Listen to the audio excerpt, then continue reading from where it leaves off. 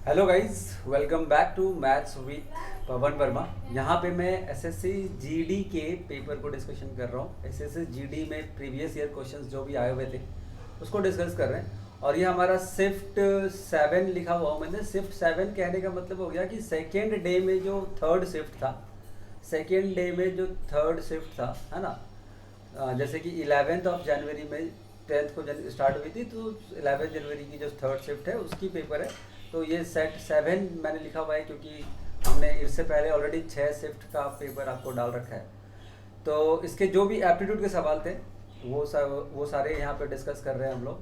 And I hope कि आपको ये समझ आ रही होगी कि एसएससी जीडी में कैसे कैसे सवाल आती होगी। पिछले छः सेट में आपने देखा होगा कि कैसे सवाल आते हैं। इजी क्वेश्चंस होते हैं, बस बेसिक कॉन्सेप्ट्स क्लियर होना चाहिए। तो चलिए स्टार्ट करते हैं सेशन को। स्टार्ट करने से पहले छोटी सी बात कि आप अगर यूट्यूब चैनल को सब्सक्राइब किए हुए हैं और नोटिफिकेशन ऑन किए हुए हैं तो आपको नोटिफिकेशन मिल ही जाता होगा कि कब वीडियो रिलीज़ हो रही है या कब हम आ रहे हैं। तो अगर नहीं तो आप टेलीग्राम चैनल को ज्वाइन कीजिए। यहाँ पे बहुत सारी पीडीएफ फाइल आपको प्रैक्टिस के लिए मिल जाएगी। बहुत सारी पीडीएफ फाइल यहाँ पोस्ट करता ही रहता हूँ। हाँ, तो टेलीग्राम चैनल को ज्वाइन करो या तो फिर व्हाट्सएप चैनल को ज्वाइन करो। उसके लिंक वगैरह आपको सबकी लिंक डिस्क्रिप्शन में मिल जाएगी।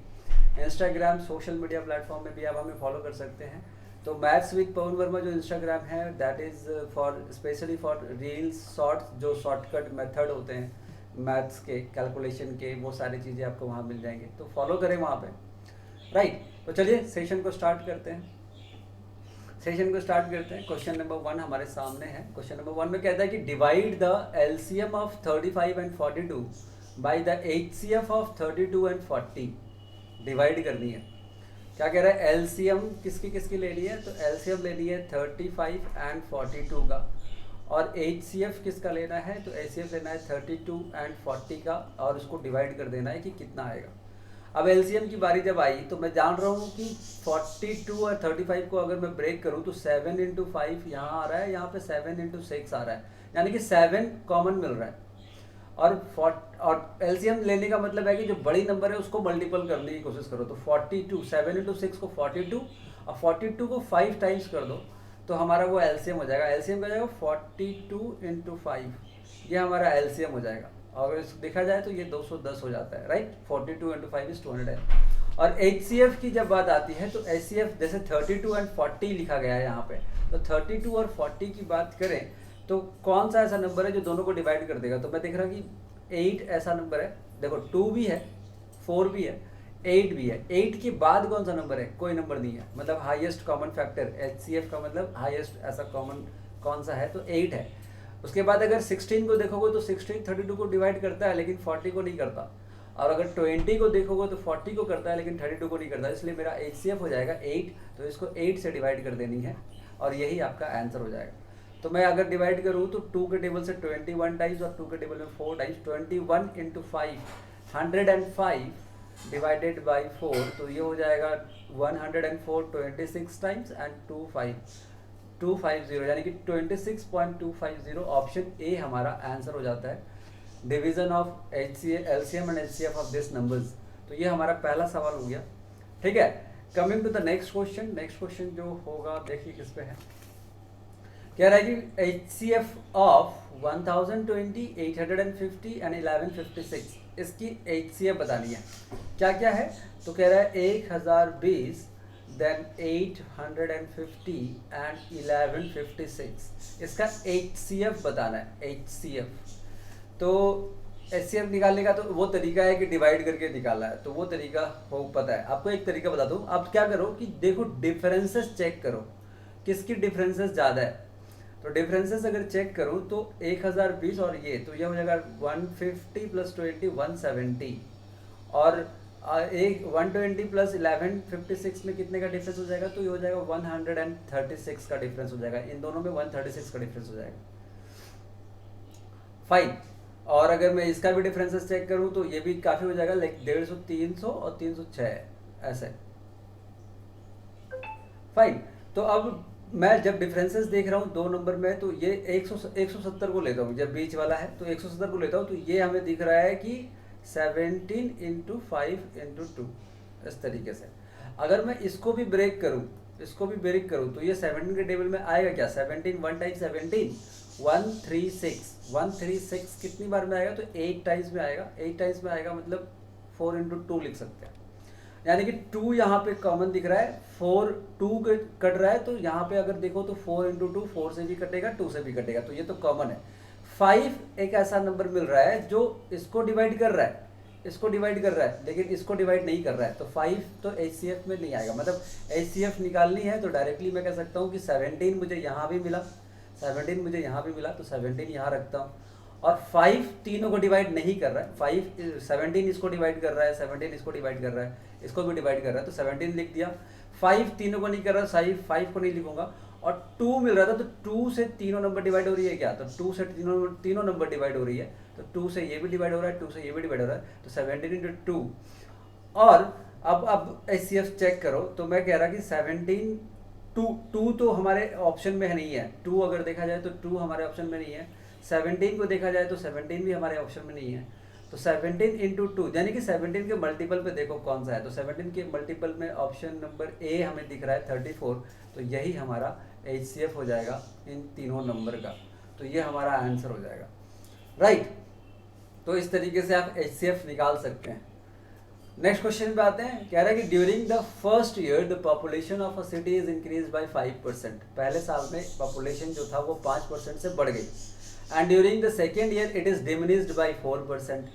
दूसरे साल 4% से घट गई। At the end of second year the population was 30,240. The population at the end of first year कितना है? मतलब देखो, this is first year, this is second year and this is third year, ऐसे है। तो यहाँ पे जो भी पॉपुलेशन थी वो 5% से बढ़ गई, तो यहाँ पे कोई एक वैल्यू आई। फिर यहाँ पे जो पॉपुलेशन थी वो 4% से घट गई, और कितना पॉपुलेशन हो गया? 30,240, ये बताया। तो मुझे पूछा क्या है? तो पूछ रहा है कि the population at the end of the first year खत्म होने के बाद, यानी कि y की वैल्यू हमें पूछ रहा है कि फर्स्ट ईयर के खत्म होने के बाद क्या पॉपुलेशन थी। तो y की वैल्यू यानी कि इस यहाँ से 4% घटा था, राइट। यहाँ से 4%, 4% की बात करें तो कितना होता है? 4/100 दैट इज 1/25, यानी कि 25 पॉपुलेशन थी तो 1 घट गई। 25 अगर पॉपुलेशन थी तो 1 घट के 24 हो गई, यानी कि 24 यूनिट की वैल्यू आपको पता है। 24 का मतलब ये हो गया, तो 25 का मतलब कितना होगा आपको ये बताना है। तो मैं लिख देता हूँ इक्वेशन 30240 डिवाइडेड बाई 24 इंटू 25, ऐसे करके आप कर सकते हैं। तो इसको कर लेते हैं, सॉल्व कर लेते हैं। पॉपुलेशन है तो राउंड फिगर में ही आएगा, क्योंकि पॉइंट में पॉपुलेशन होगा नहीं। तो 24 से अगर मैं डिवाइड करूं तो 24 1 time is 24, carry is 6, 62। 24 3 times होता है 72, तो 2 टाइम्स लेता हूं मैं 48, तो ये हो गया 1414। 144 कितना टाइम्स हो जाएगा? तो 144 हो जाएगा 6 टाइम्स, यानी कि 1260 इंटू 25। तो 25 को मल्टीप्लाई कर ले तो 0, 150 कैरी 15, 50 प्लस 15 इज 65, कैरी 6, 31,500 हमारा आंसर होता है ये। वैसे अगर ऑप्शन से देखोगे तो 25 इंटू से ये करोगे तो 2 जीरो सब जगह है, तो ऑप्शन से जाना नहीं होता, तो मेरे को इसको मल्टीप्लाई करना पड़ गया, तो इसलिए हमने इसको इस तरह से सॉल्व कर दिया। ठीक है, क्वेश्चन नंबर 3 भी सॉल्व हो गया। क्वेश्चन नंबर 4 पे आता है। कह रहा है successive discount of 13% and 19% are equivalent to a single discount of what? दो डिस्काउंट 13% एंड 19% का जो डिस्काउंट दूंगा वो किसके इक्विवेलेंट होगा? तो आप सक्सेसिव वाला बात लगा दो ना, x plus y x y by 100, और डिस्काउंट है तो डिस्काउंट माइनस होगा, that is 13 plus 19 minus 13 into 19 divided by 100, जो आएगा वही वैल्यू हो जाएगी। 13 प्लस 19 कितनी हो गई? तो इट इज 32 माइनस 13 इंटू 19 कितना होगा? तो 260 में 13 कम कर दो, क्योंकि 13 इंटू 20 260 होता, उसमें 13 कम कर देता हूँ, तो कितना हो जाएगा? 247, यानी कि 2.47 माइनस कर दे तो आ जाएगा 30। 2 से ज़्यादा है तो 3 इसका माइनस करेंगे तो 29.53 is the equivalent percentage of discount.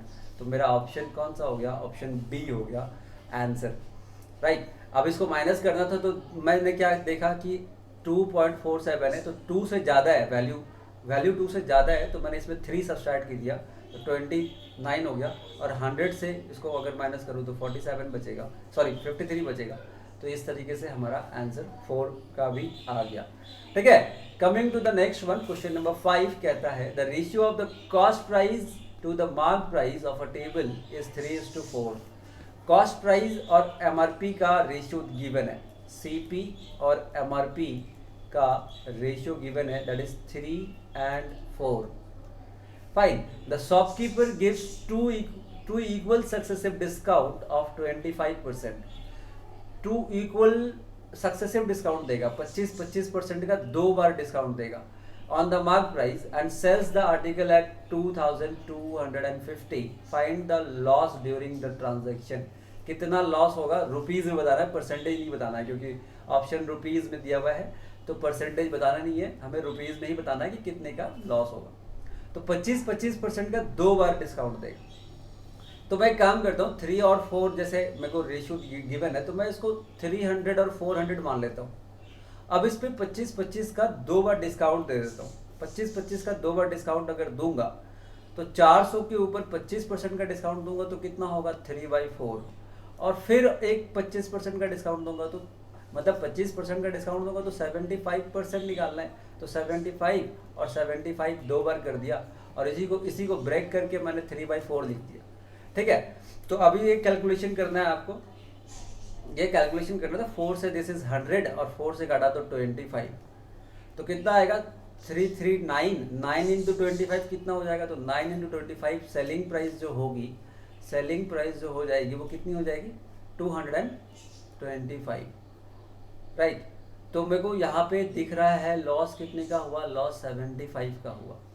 यहाँ पे सेलिंग प्राइस कितना बता रहा था, तो सेल्स द टेबल एट 2250, यानी कि इस पे 0 लगा दो सिर्फ, तो यहाँ पे 0 लगा दो, यानी कि कितने का लॉस हो गया, 750 रुपये का लॉस हो गया। तो ऑप्शन ए, यानी कि 2250 था ना, सेलिंग प्राइस क्वेश्चन में गिवन है 2250, लेकिन मेरा आया 225, यहाँ पे 225 आया था तो मैंने एक 0 लगा दिया।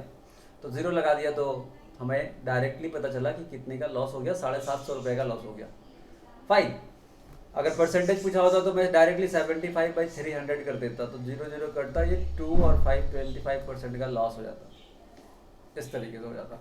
तो परसेंटेज नहीं पूछा है हमें पूछा है कि कितने का लॉस हुआ है, डायरेक्टली रुपीज में पूछा है। Fine, coming to the next one, question number 6।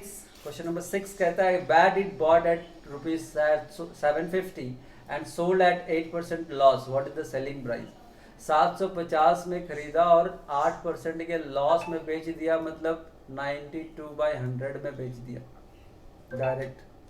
तो मैं 50 के टेबल से अगर काट दूं तो 14 and 1 5 15 टाइम्स 2 से काट देता हूं तो 46, यानी कि 15 इंटू 46, तो 460 और 230, 490 690 में बेच दिया। ये हमारा सेलिंग प्राइस हो गया। मल्टीप्लाई करना है डायरेक्टली, तो मैंने 460 लिया यानी कि 10 टाइम्स और 460 का आधा उसी में ऐड कर दिया, तो 690 आ गया। डायरेक्टली हमने कैलकुलेशन कर दी। तो इजी क्वेश्चन था ये, प्रॉफिट एंड लॉस से बिलोंग करता है।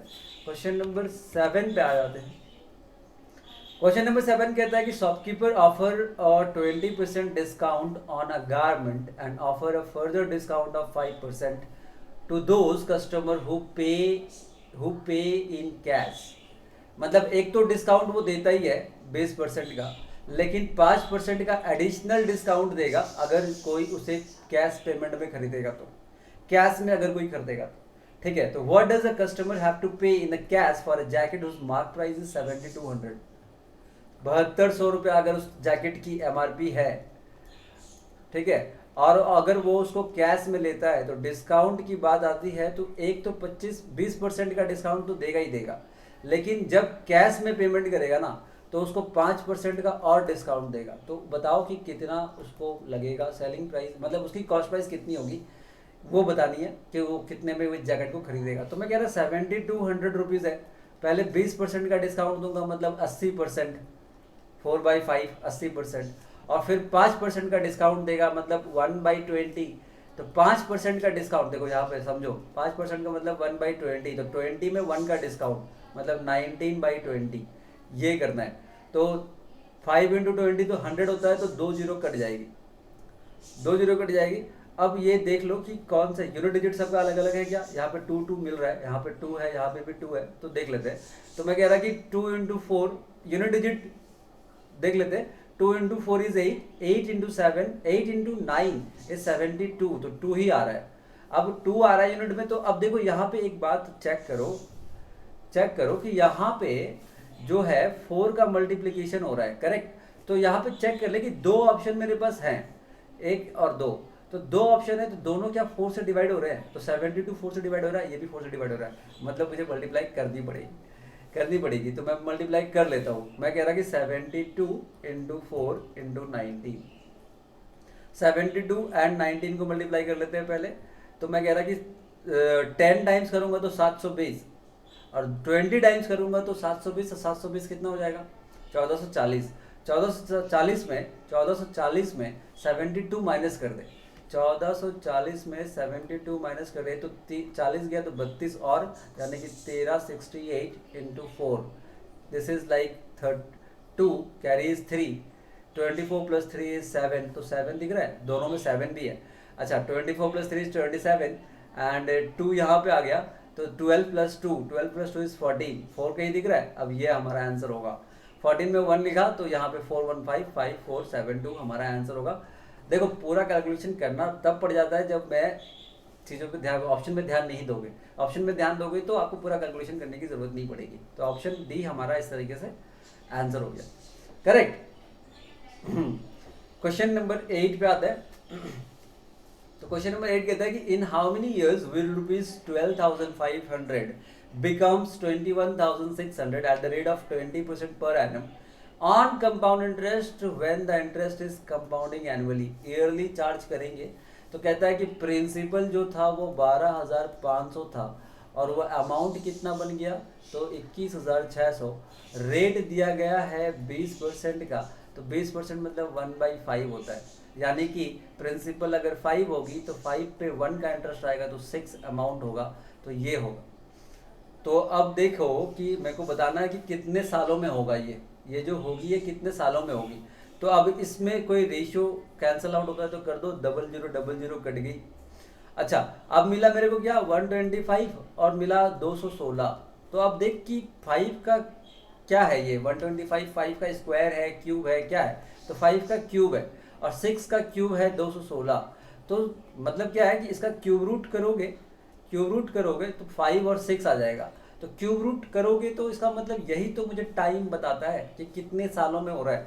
तो 3 इज माई आंसर। मैं कहूँगा 3 सालों में ये पैसे 12,500 रुपये 21,600 हो जाएगा 20% के हिसाब से। तो ये आपका क्वेश्चन नंबर 8 था, इजी क्वेश्चन था, राइट। यहाँ पे देखो क्वेश्चन कहता है question number 9, under simple rate of growth the population P unit of a city becomes 1.5 times of P in 10 years। यानी कि P यूनिट पॉपुलेशन था तो ये 1.5 ऑफ P हो गया 10 सालों में, ठीक है, 10 सालों में 1.5 P, यानी कि कितना बढ़ा, ये अगर 1 P था तो ये 1.5 यानी कि 0.5 P बढ़ गया 10 सालों में। तो कह रहा है कि in how many years the population of the city would become 2 times of P under the same growth rate. अगर सेम ग्रोथ रेट होगी तो कितने सालों में डबल हो जाएगा, 2 टाइम्स ऑफ पी, यानी कि 1 पी से 2 पी कितने सालों में हो जाएगा। तो सिंपल ग्रोथ रेट है, सिंपल इंटरेस्ट जैसा सवाल है। तो कह रहे हैं कि 10 सालों में अगर 0.5 बढ़ता है तो नेक्स्ट 10 सालों में फिर से 0.5 बढ़ेगा, राइट। तो 0.5 10 साल में बढ़ रहा है तो फिर 0.5 10 साल में बढ़ेगा। तो यहाँ पे 10 ईयर्स और यहाँ पे भी 10 ईयर्स, यानी कि 20 ईयर्स में 1p से 2p हो जाएगा। तो मेरा आंसर क्या होगा, directly I can say in 20 years it will become double 2 times of p। तो आंसर हमारा हो जाएगा 20। क्वेश्चन नंबर 9 भी हमारा सॉल्व हो गया, करेक्ट। क्वेश्चन नंबर 9 हो गया। क्वेश्चन नंबर 10 पे आते हैं। क्वेश्चन नंबर 10 हमारे सामने है। कह रहा है कि in a library 25% of the numbers of mathematics books is equal to two third of the number of physics books. तो what is the ratio of mathematics books to that of physics book? कितना easy question है। कह रहा है कि 25% maths के book जो है वो किसके बराबर है? कह रहा है कि 2/3 ऑफ फिजिक्स के बुक के बराबर है। तो मुझे मैथ्स और मेरे को बोल रहा है कि what is the ratio of maths to physics. Maths और फिजिक्स का रेशियो बताइए कि कितने सारे बुक्स हैं। तो 25 का परसेंट का मतलब क्या होता है? 1/4 m और दिस इज 2/3 p। तो m/p निकाल दीजिए। तो 4 इधर आएगा तो 8/3। तो हमारा आंसर क्या होगा? 8:3। ऑप्शन डी हमारा आंसर हो जाएगा। सिंपल सा सवाल है, कोई ज़्यादा है नहीं, मतलब मैं ज़्यादा टफ क्वेश्चन तो है नहीं। फाइन, आता हूँ मैं नेक्स्ट क्वेश्चन नंबर 10 पे आता हूँ। क्वेश्चन नंबर 11 पे बोल रहा है find the mean proportional between 9 and 25। Mean proportional बताना है, बीच वाली प्रोपोर्शन बतानी है। तो मुझे पता है कि बीच वाला प्रोपोर्शन जो होता है ना, इन दोनों का स्क्वायर रूट का मल्टीप्लिकेशन करो और स्क्वायर रूट कर दो तो कितना आएगा? 3 × 5। तो कितना आएगा आंसर? ये बात हर बार हमने शायद हर सेट में देखा होगा और ऐसे सवाल आपको हर सेट में दिखे जा रहे हैं, तो आपको ऐसे कर लेना चाहिए, राइट? हाँ, आई होप कि आपको समझ आ रही होगी कि क्या बातें हो रही है, राइट? क्वेश्चन नंबर 11 हमने कर लिया। क्वेश्चन नंबर 12 पे आते हैं।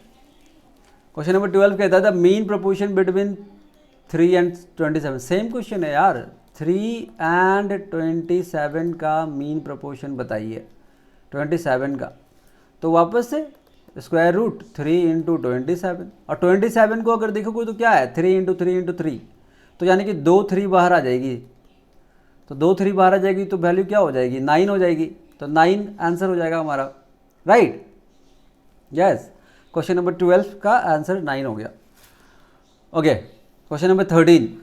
क्वेश्चन नंबर 13 कहता है the average as of 14 student and there teacher is 20। 14 student and there teacher, average बता रहा है कितना है? एवरेज है 20।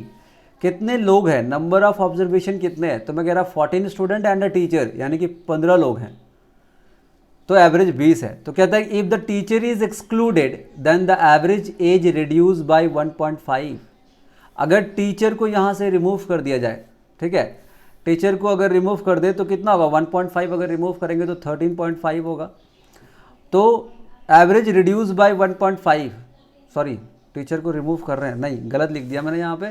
टीचर को रिमूव करेंगे तो 14 होगा ना, तो टीचर को रिमूव करेंगे तो नंबर ऑफ ऑब्जर्वेशन 14 हो जाएगा और एवरेज 1.5 से घट जाएगी, मतलब 18.5 हो जाएगी। सिर्फ ये हो जाएगी। तो मेरे को बतानी है कि भाई टीचर की एज कितनी है, टीचर की एज कितनी है। तो देखो इस तरीके के सवाल के 2-3 तरीके हो सकते हैं। तो एक तरीका ये है कि पहले एवरेज थी 20, पहले थी एवरेज 20, तो मैं लिख रहा 20 एवरेज था। टीचर जब ग्रुप से गया तो एक तो 20 की वैल्यू तो जाएगी। कितने लोग हैं? 15 लोग हैं। तो सब में से मान लीजिए कि मैं कहता हूँ कि इनकी एवरेज है 20, तो एक अगर जाएगा तो 20 तो एक जाएगा ही जाएगा, ठीक है। उसके बाद और कितना जाएगा? तो मैं कह रहा कि 1.5 एवरेज में कमी हो जा रही है, 1.5 कमी हो जा रही है, मतलब 14 लोग जो बचे उसमें से 1.5 भी लेके चला जा रहा है, यानी कि 20 + 1.5 × 14, 1.5 × 14 कितना हो जाएगा? तो ये हो जाएगा 14 एंड 21, यानी कि 20 + 21 हो जाएगा। 20 + 21 दैट इज 41 टीचर की एज हो जाएगी। आप ऐसे भी कर सकते हो। देखो पूरा प्रोसेस एक बार मैं इसका मैं आपको ये बताता हूँ, इसकी प्रोसेस को आप यूजुअली क्वेश्चन सॉल्व करने में इसमें टाइम नहीं लगना चाहिए, बस पॉइंट है कि समझ में आना चाहिए। मैं कह रहा कि पहले लोग थे 15, एवरेज था 20, तो इसको सम कर दोगे तो कितना हो जाएगा? 300। तो अब कह रहे हैं कि अब लोग बच गए 14, अब एवरेज है 18.5, तो अब कितना होगा? तो अब कितना होगा? 259, इसको मल्टीप्लाई करोगे तो 259। तो जो डिफरेंस आएगा वो हमारा टीचर का एज हो जाएगा, क्योंकि पहले 15 लोग थे अब 14 लोग हैं। ये एक तरीका हो सकता है। दूसरा तरीका मैंने क्या बताया कि एक टीचर को जब मैं निकालूंगा तो जो एवरेज थी 20 वो तो जाएगा ही जाएगा, वो तो जाएगा ही जाएगा, और एक्स्ट्रा लेके जाएगा, तभी तो वो एवरेज घटा दे रहा है। और कितना एक्स्ट्रा लेके जाएगा, तो 1.5 जो बाकी लोग बच गए 1.5 सभी में से लेके जाएगा, यानी कि 1.5 इंटू 14 और एक्स्ट्रा लेके जाएगा, मतलब 20 + 21 41 एक्स्ट्रा लेके जाएगा। तो मेरा आंसर टीचर का एज हो जाएगा 41 ईयर्स। ठीक है, coming to the next one, question number 14 देखो। 14 कहता है कि Bhanu can do a work in 10 days, Ramesh takes 12 days to complete it. Bhanu है 10 दिनों में और रमेश करता है 12 दिनों में। Rohit takes as long as Bhanu and Ramesh would take working together, यानी कि रोहित एक और बंदा है, तो कह रहा है कि रोहित कितना टाइम लेता है जितना भानु और रमेश दोनों लेता है, यानी कि भानु और रमेश मिलके जितना टाइम में करेगा उतने ही टाइम में रोहित भी कर देगा, यानी कि इन दोनों की एफिशिएंसी जितनी होगी उतना ही इसका एफिशिएंसी है। दोनों की एफिशिएंसी B + R, यानी कि भानु प्लस रमेश जितनी एफिशिएंसी होगी उतना एफिशिएंसी रोहित का भी होगा। तो क्या करो, पहले जो 2 days मालूम है उसका एलसीएम निकाल लो। तो एलसीएम जब निकालता हूँ तो 60 आ जाता है, तो ये 6 ये 5, तो दोनों की एफिशिएंसी अगर 11 है, 6 + 5 11 अगर उनकी एफिशिएंसी है तो रोहित की एफिशिएंसी 11 अकेले हो जाएगी, क्योंकि दोनों जितने मिलके जितना टाइम में करता है उतना ही टाइम में रोहित भी कर देता है। ठीक है, तो पूछा क्या है, how long will take Ramesh and Rohit to complete the work. Ramesh and Rohit अगर मिलके करेगा, ये रमेश था राइट, तो रमेश और रोहित मिलके कितने दिन में करेगा, तो 5 + 11 16 यूनिट करेगा एक दिन में, और काम कितना करना है 60 यूनिट काम करना है। तो 4 से काटता हूँ तो this is like 4 15/4 that is 3.75 कह लो, या फिर 3.3/4 कह लो। ऑप्शन में ये दिया हुआ है तो इसलिए हमने 3 होल 3/4 लिख दिया, करेक्ट। ओके, तो this was question number 14। Next question में आता है question number 15, time and work का सवाल है। क्या कह रहा है देखते हैं। कह रहा है कि S can complete a task in 50 days। S मैं लिखते चलता हूँ, S 50 दिनों में काम को ख़त्म करता है। T can complete it in 40 days। T जो है 40 days में काम को कंप्लीट करता है। और M can complete in 30 days। तो M जो है 30 दिनों में काम को ख़त्म करता है। ओके, इस तरीके से दिया हुआ है। बोल रहा है कि S can work on all days of the week. S सारे दिन काम करेगा पूरे हफ्ते का। T can work only on Monday, Wednesday and Friday. T Monday, Wednesday, Friday 3 दिन काम करेगा। While M can work only on Saturday and Sunday.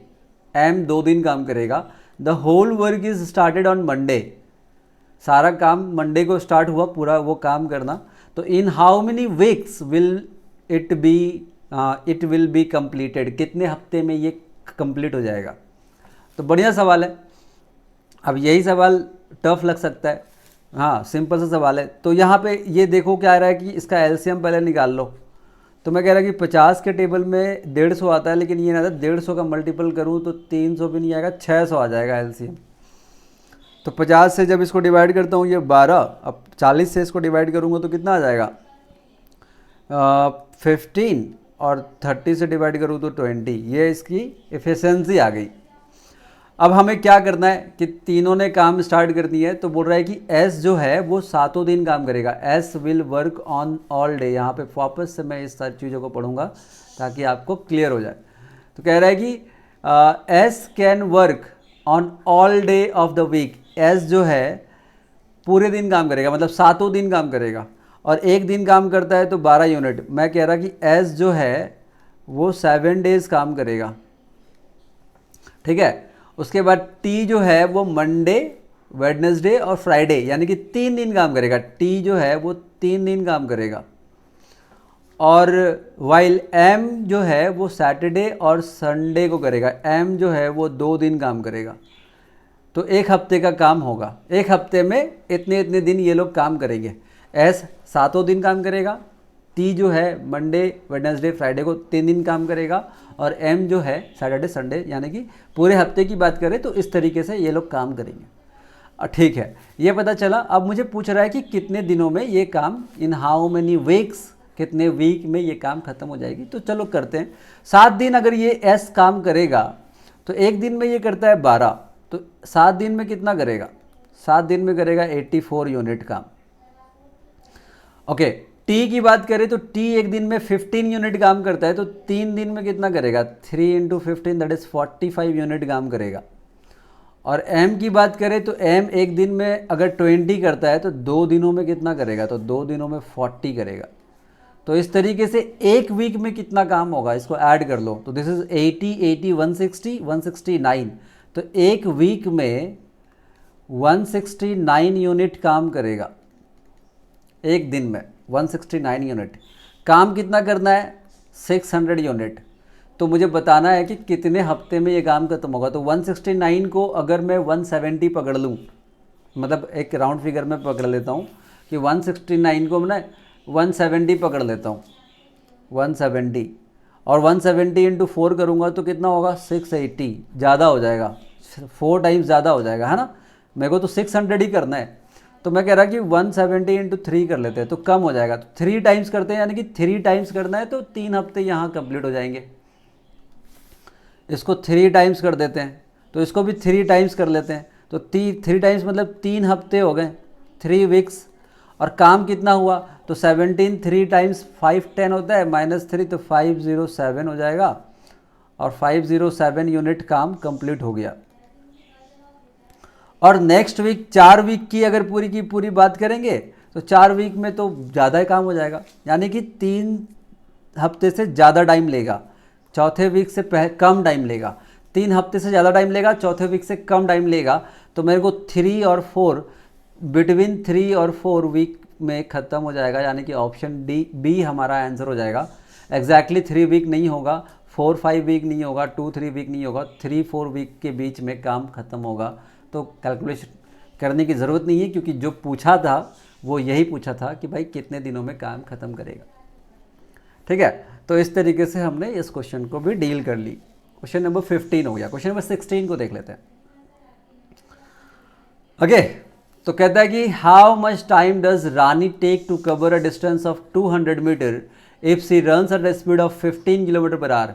Distance और स्पीड गिवन है, हमें बोल रहा है कितना टाइम लगेगा। डिस्टेंस और स्पीड गिवन है, तो डिस्टेंस है 200 मीटर और स्पीड दिया हुआ है 15 kilometre per our. 15 kilometre per our दिया हुआ है, तो मीटर पर सेकंड में कन्वर्ट करने के लिए 5/18 से इसको मल्टीप्लाई करना पड़ेगा। तो मैंने 18 को ऊपर लिख दिया, ठीक है, और इसको कैलकुलेशन कर दो, आंसर आ जाएगा कि कितने सेकंड लगेंगे। तो 15, और चलो ठीक है कैंसिल करते हैं। 15 × 5 अगर करते तो 75 होता है, राइट। 75 मतलब 25 के टेबल में 3 टाइम्स, 25 के टेबल में 8 टाइम्स, और 3 के टेबल में दिस इज 6 टाइम्स। तो 8 × 6 मैंने क्या किया, सही किया गलत किया। 25 के टेबल में दिस इज 3 टाइम्स और दिस इज 8 टाइम्स, और 3 से कैंसिल किया तो दिस इज 6। 8 × 6 इज 48 सेकेंड लिख रहा है मेरा तो। अच्छा 48 सेकेंड ऑप्शन में तो है, ऑप्शन में मैंने 36 और ये देख रहा हूँ, इस पर ध्यान ही नहीं दे रहा हूँ। तो 48 सेकेंड हमें लगेगा 200 मीटर ट्रैवल करने में with speed of 15 kilometre per our. बस यही करना था यहाँ पे। क्वेश्चन नंबर 16 हो गया। क्वेश्चन नंबर 17 की बात करते हैं। क्वेश्चन नंबर 17 कहता है कि Aman cover a distance of 15 kilometre in 3 hours and a distance of 20 kilometre in 2 hours. What is the average speed of Aman? Simple सा सवाल, एवरेज स्पीड पूछ रहा है। एवरेज स्पीड मतलब लिख सकते हैं आप क्या, total time, total distance covered by total time, बस ये लिख दीजिए आप और आंसर ले आएगा। तो टोटल डिस्टेंस हो जाएगा 15 और 20 यानी कि 35 डिस्टेंस हो गया, और टोटल टाइम हो गया 3 + 2 5, यानी कि एवरेज स्पीड हमें निकालना है। तो 7 kilometre per hour is the average speed. Option C हमारा आंसर हो जाएगा। तो 17 नंबर ऐसे हो गया। इजी क्वेश्चन है, इजी क्वेश्चन है। क्वेश्चन नंबर 18 पे आ जाते हैं। क्वेश्चन नंबर 18 में कहता है कि कह रहा है कि a thief steals a car at 3:30 PM। A thief steals a car at 3:30 PM and drives at a speed of at it 80 kilometre per hour, 80 की स्पीड से चलता है। The thief was discovered at 4 PM, 4 बजे पता चला कि चोरी हो गई। And the owner set off in another car at 90 kmph। When will he catch the thief, कितने देर में उस चोर को पकड़ लेगा, टाइम बताना है। देखो क्या हुआ कि 3:30 बजे वो चोरी करा, 3:30 बजे कार चोरी किया और 80 के स्पीड से भागना शुरू किया, 80 के स्पीड से वो भागना शुरू किया। अब 3:30 से क्या हो गया, 3:30 से 4 बज गए, यहाँ तक 4 बज गए, आधा घंटा हो गया। अब 4 बजे क्या होता है कि जो कार का ऑनर है वो 90 के स्पीड से यहाँ से निकलता है, 90 किलोमीटर पर आवर की स्पीड से निकलता है। 4 बजे तक तो वो आगे भाग चुका है, आधे घंटे हो चुके हैं, 3:30 बजे से 4 बज चुके हैं तो आधा घंटा हो चुका है। तो आधा घंटा यानी कि उसकी स्पीड थी 80 किलोमीटर पर आवर, 1 घंटे में 80, तो आधे घंटे में कितना डिस्टेंस ट्रैवल कर चुका होगा, 40 किलोमीटर का डिस्टेंस ट्रैवल कर चुका होगा। अब 40 किलोमीटर का डिस्टेंस जब वो ट्रैवल कर चुका है तो अब यहाँ से ऑनर कार लेके, दूसरी कार लेके निकलता है 90 के स्पीड से, और चोर की जो स्पीड थी वो थी 80, चोर की जो स्पीड थी वो 80 थी। अब कार जो ऑनर आ रहा है उसकी स्पीड है 90। तो मैं कह रहा कि क्या वो उसको ओवरटेक कर पाएगा? यस कर पाएगा। क्यों कर पाएगा? क्योंकि इसकी स्पीड ज़्यादा है इससे, है ना। 90 जो है वो स्पीड ज़्यादा है 80 से। कितना ज़्यादा है? तो 10 किलोमीटर पर आवर एक्स्ट्रा है, यानी कि हर घंटे 10 किलोमीटर पर आवर ये एक्स्ट्रा कवर करेगा अकॉर्डिंग टू दैट थीप। चोर के अकॉर्डिंग ये 10 kilometre per hour extra cover करेगा क्योंकि इसकी स्पीड ज़्यादा है। तो मैं कह रहा कि दोनों के बीच का गैप तो 40 किलोमीटर है ना, तो 40 किलोमीटर का गैप खत्म करना है और difference between the speed is 10, तो कितने घंटे में कवर कर लेगा? 4 घंटे में। कितना का गैप था? 40 किलोमीटर का गैप था। स्पीड का गैप देखा जाए तो 10 की स्पीड थी, ये डिस्टेंस हो गया, ये स्पीड हो गया, तो डिस्टेंस बाय स्पीड लिखा तो टाइम आ गया, तो 4 घंटे में। तो ये 4 बजे चलना शुरू किया था, राइट। ऑनर जो है वो 4 बजे चलना शुरू किया था और 4 घंटे लगेंगे, तो मतलब कितने बजे चोर को पकड़ेगा? 8 बजे। तो इस तरीके से ऑप्शन डी आपका आंसर हो जाता है। 8 PM he will catch the thief. Okay, so this was question number 18. Coming to the next one, question number 19 कहता है कि the radius of the base of a right circular cone, एक कोन है इस तरीके से, कौन है, तो कह रहा है radius of right circular base is 7, radius है 7 and it's curve surface area is 550 centimetre square, 550 centimetre square. Okay okay, तो मुझे पूछा क्या है? Find the volume of the cone. ठीक है, तो इसको इस तरीके से करता हूँ कि भाई हमें कर्व सरफेस एरिया गिवन है, तो कर्व सरफेस एरिया, बार बार ये आ रही है क्वेश्चन, तो आपको ये फॉर्मूला तो याद हो जाना चाहिए। फार्मूला याद है तो इस ऐसे सवाल कर पाओगे। मेंसुरेशन का यही है कि भाई फार्मूला याद होना चाहिए। तो curve surface area of a cone की अगर हम बात करें तो that is like pi R L. R की वैल्यू तो मुझे पता है, एल क्या होता है? तो ये स्लैंट हाइट, ये जो स्लैंट हाइट होती है ना, ये होता है एल। तो एल की वैल्यू नहीं पता, लेकिन कर्व सरफेस एरिया मुझे पता है, दैट इज़ 550। तो कर्व सरफेस एरिया अगर 550 है तो मैं क्या, पाई के जगह पे 22/7 और रेडियस है 7 और एल की वैल्यू निकालता हूँ क्योंकि मुझे वॉल्यूम निकालना है। तो वॉल्यूम निकालना है तो मुझे पता है कि वॉल्यूम निकालने के लिए मुझे चाहिए 1/3 of pi r square h, मुझे एच की वैल्यू चाहिए, करेक्ट। तो एल निकालनी है तो इसको कैंसिल करो, 7 × 7 से 7 कट गया, 22 से काटूँ तो 22 2 टाइम्स 44, 110 टाइम्स इज 5, तो L की वैल्यू आ गई 25, L की वैल्यू आ गई 25, मतलब ये जो स्लैंट हाइट है ना, ये स्लैंट हाइट ये आया 25 और रेडियस कितना है 7, तो ये ट्रिपलेट हो जाता है। आप देखोगे तो आपको क्या पता, आपको कोन का स्लैंट हाइट पता, हाइट पता करना है, हाइट। तो मैं कह रहा कि स्लैंट हाइट है 25, रेडियस है 7, तो आपको हाइट पता करना है। तो ये हाइपोटेन्यूस हो गया, तो ट्रिपलेट हो गया किसका किसका, 7, 24 और 25, तो ये हाइट हो जाता है। या तो पाइथागोरस थ्योरम लगा के आप निकाल सकते हो, ठीक है, पाइथागोरस थ्योरम लगा के आप निकाल सकते हो। तो हमें जो हाइट की वैल्यू पता चली, हाइट की वैल्यू पता चली, दैट इज 24। तो आप मेरे को वॉल्यूम निकालना है, वॉल्यूम निकालना है। तो वॉल्यूम निकालता हूँ 1/3, पाई का मतलब 22/7, आर स्क्वायर मतलब 7 का स्क्वायर, और एच का मतलब हो गया 24। एच मेरा जो आया वो 24 आया था। तो इससे ये काट दो, इससे ये काट दो 8 टाइम्स और इसको मल्टीप्लाई कर दो। अच्छा, यूनिट डिजिट में 2233 दिख रहा है, तो करने का मतलब नहीं है, यूनिट डिजिट आ जाएगा। अच्छा, इसको मल्टीप्लाई करनी है 22 × 7 × 8, तो मैं इसको ब्रेक करके लिख लेता हूँ 11 × 2। तो 7 8 टाइम्स इज 56, 56 2 टाइम्स इज 112, 112 × 11 करते हैं तो 2, 1 + 2 is 3, 1 + 1 is 2 and 1, 1 2 3 2, option A हमारा आंसर हो जाता है। सही। तो इस तरीके से आप इस क्वेश्चन को डील करेंगे। 2 इक्वेशन सॉल्व करनी थी, एक ये करना था और एक ये करना था, बस आपका सॉल्व हो जाता। तो क्वेश्चन नंबर 19 हमारा सॉल्व हो गया। हम आते हैं नेक्स्ट क्वेश्चन में, क्वेश्चन नंबर 20 में, लास्ट क्वेश्चन इस सेट का। तो कहता है कि अ हेमीस्फेरिकल बॉल, कटोरा, hemispherical bowl made of brass has inner diameter of 14 centimetre. एक कटोरा है इस तरीके से,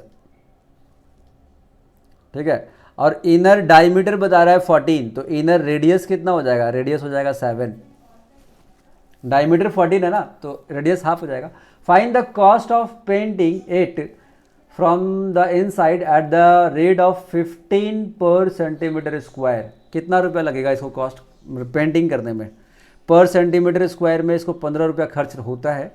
तो इसको पेंट करना है अंदर से, सपोज इसको ऐसे, इसको अंदर से पेंट करना है, अंदर से, ठीक है।